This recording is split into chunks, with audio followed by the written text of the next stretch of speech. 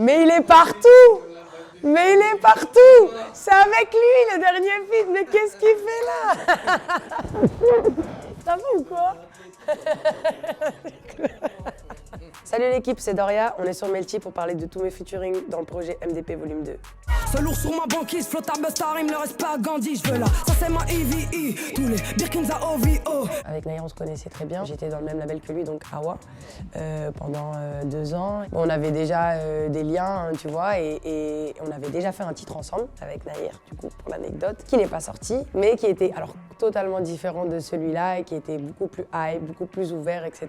Là, j'avais vraiment envie de faire un son avec un kicker en mode découpe et tout, qui de mieux que Nahir, quoi, pour ça, quoi, tu vois. La prod, c'est Noxious, du coup, qui m'avait envoyé. On avait fait une séance ensemble, et donc j'avais sélectionné quelques prods, et celles-ci, je les ai gardées vraiment pour Nahir. Et quand il est arrivé, bon match, quoi, j'avais raison, et il a kiffé les 3, donc on est parti sur l'une des 3. Et va là-bas, t'es pas mon ref, je sais qui sera là quand j'irai haut, voilà là. Attic, je le connais avant Validé en fait. C'est l'un des artistes avec qui j'ai gardé contact. J'étais en fait en séminaire à Marseille. Attic était sur Marseille, donc je lui ai dit passe, je suis en séminaire, je suis là pour faire du son. Et en fait, on l'a écrit ensemble et du coup, ça se ressent, je trouve, tu vois. Ça sent qu'on avait des choses à dire et que lui, comme moi, on partageait les mêmes points de vue. C'était hyper naturel et voilà. Des Paypal, des pareils, de Marseille à Paris, des premiums, des paiements, ramène ce que tu caches. Demande à Coff comment on règle une histoire, nique tes morts sur le vieux port. Je le connais depuis l'époque de Pochtar, où c'est la première personne qui m'a invité à son Planet Rap. Donc c'était pour moi très important d'inviter Coffs parce qu'il a quand même fait partie de mon histoire. C'est le premier à m'avoir invité en fait, tout bêtement, donc je trouvais ça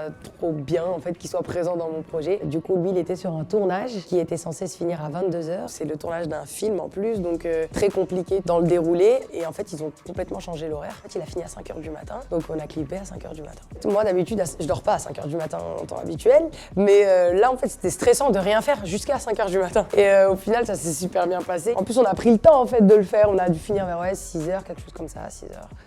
Je suis sorti du sol techniquement et du nord comme le premier gaou. Que dire à la vie c'est l'ironie du sort, non profession ah ou. En règle générale le studio c'est la nuit, je commence mes séances vers 21h et je finis vers 7-8h du matin. Pour elle générale, on est parti à Valence en Espagne et on est parti clipper ça là-bas parce que lui était en déplacement là-bas, donc c'était plus simple d'y aller directement. Je l'avais rencontré en fait il y a 1 an et demi, 2 ans, parce que j'ai enregistré un titre avec Rémi et Mac Taylor était présent à la séance d'enregistrement. Et pour l'anecdote, ce jour-là on avait beaucoup discuté avec Mac Taylor parce qu'en fait à l'époque moi j'utilisais beaucoup d'autotune et il m'a dit mais en fait pourquoi tu rappes pas sans autotune, pourquoi t'essayes pas en fait. Et donc grâce à ce conseil on va dire, mes premiers titres sans autotune après ils sont arrivés juste après en fait.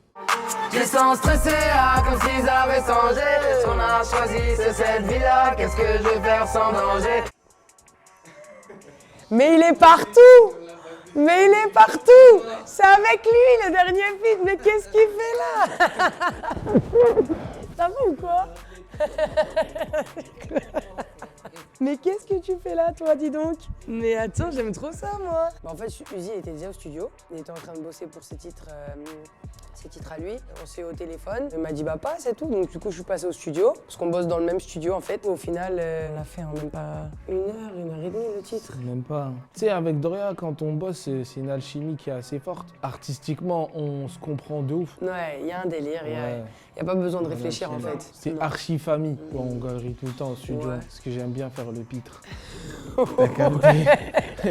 fait, le projet, sans te mentir, je l'ai fait vraiment sur le tas. J'avais rien pensé, je savais juste que je voulais faire des freestyles dans ma voiture et être accompagné de vrais artistes. Mais quoi, il avait trop de flow. Il avait trop de flow. Elle est passée et on a fait un premier titre. Et après, direct, elle a dit moi j'ai aussi les freestyles, truc tac. Vas-y, on fait tout de suite là. Ouais. Et on choisit les prods dès la première, bam, c'est celle-là, hop, on y va. Comme il dit mon gars, Baba Azizou.